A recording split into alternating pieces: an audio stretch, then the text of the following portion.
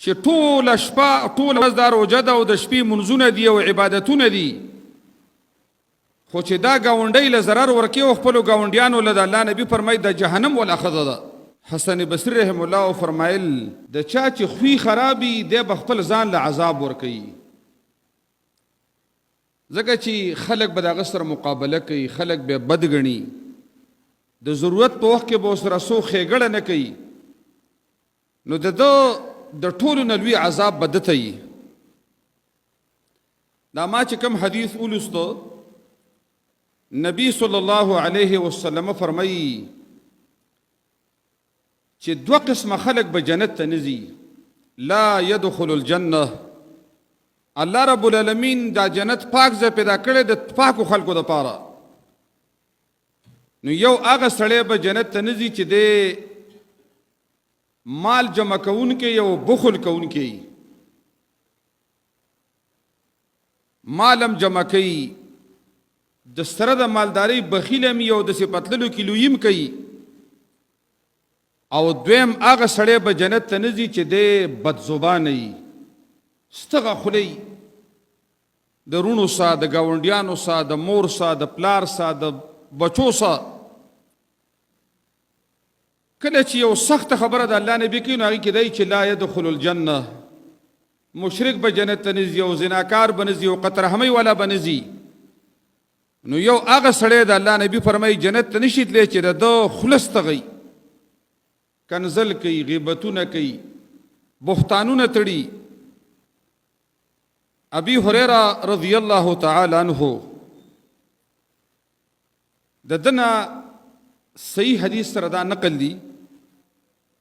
او دا حدیث د ترغیب و ترهیب هم را نقل کړی دی، د مسند احمد کې هم دی، او د عام کتابونه زمونږه مشکات وغیره ریاض صالحین ټولو کې نقل شوي چې نبی علیه الصلاۃ والسلام ته وایي یو ملګري ویل چې فلانه تصوم النهار وتقوم الليل، دلته د پلانکۍ زنانه ټوله شپه تهجد کوي او هر ورځ روژه نیسي، د ورځې روژه او د شپې الله ته ولاړی. دا ډېره لویه درجه ده چې چاته الله نصیب کړي چې د ورځې د روژه نیولي او ټوله شپه الله ته منځونه او تهجدونه کې د شپې الله ته ولاړی. نو ویل دا پلانکۍ داسې زنانه ده چې د ورځې روجې دي او د شپې منځونه دي، خو وتؤذي جیرانها، دا د ګاونډیانو دپاره ضرر ورکوونکې ښځه ده،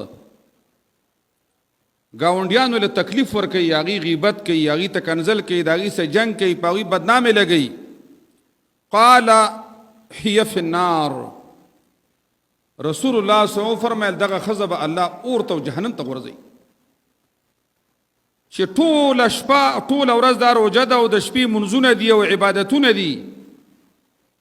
خو چې دا ګاونډی له ضرر ورکوي او خپلو ګاونډیانو له د الله نبي فرمایي د جهنم ولا ښځه ده. بیا ورته هغه ملګري وویل چې فلانه تصلي المکتوبات وتصدق بالاثوار من العقد، دلته یو پلانکۍ زنانه ده چې دا صرف فرض مونځ کوي، دا نفلونه او تهجدونه او اشراقونه، دا نوافل او مستحبات نشته، او په صدقو کې هم ډېره لږه صدقه ورکوي، ځکه د پنیر څه ټوکړه یاده کړه چې معمولي غوندې صدقه ورکوي، خو ولا تؤذي جیرانها، کمال پکې دا دی چې چاله ضرر نه ورکوي، ګاونډیان ته تنګ نه دي، د ګاونډیانو سره جنګونه نه کوي، فسادونه نه کوي، بدنامې نه لګوي. قال هي فی الجنه، رسول الله صلی الله علیه وسلم فرمایل دا جنت والا ښځه ده. دا حدیث سے په دوه درې الفاظو باندې د الله نبی بیان کړی دی چې پلانکۍ زنانه ده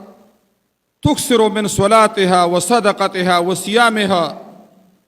ډېر منځونه کوي او ډېر روجې نیسي او ډېرې صدقې ورکوي، غیر انها تؤذي جیرانها بلسانها، خو مرض یې دا دی چې ګاونډیان ته تنګ دي، کور کې فساد جوړ کړی دی، ګاونډیانو سره خوله وي. رسول الله صلی الله علیه وسلم هي فی النار، دا د اور ولا ښځه ده. نو ګوره د دې بد اخلاقۍ د وجې نه دا ښځه صدقې هم کوي، منځونه هم کوي، روجې هم نیسي، خو محمد رسول الله صلی الله علیه وسلم فرمایل چې د دې اخلاق خراب دي نو دا د اور والا ښځه ده، دا به الله جهنم ته غورځوي. او هغه زنانه چې د هغې صدقې کمې دي، نفلي منځونه یې کم دي، روجې نفلي نشته، خو کمال یې دا دی چې ولا تؤذي جیرانها، ګاونډیانو له ضرر نه ورکوي. د الله نبي وفرمایل هي فی الجنه، دا د جنت والا ښځه ده، دا به الله جنت ته رسوي.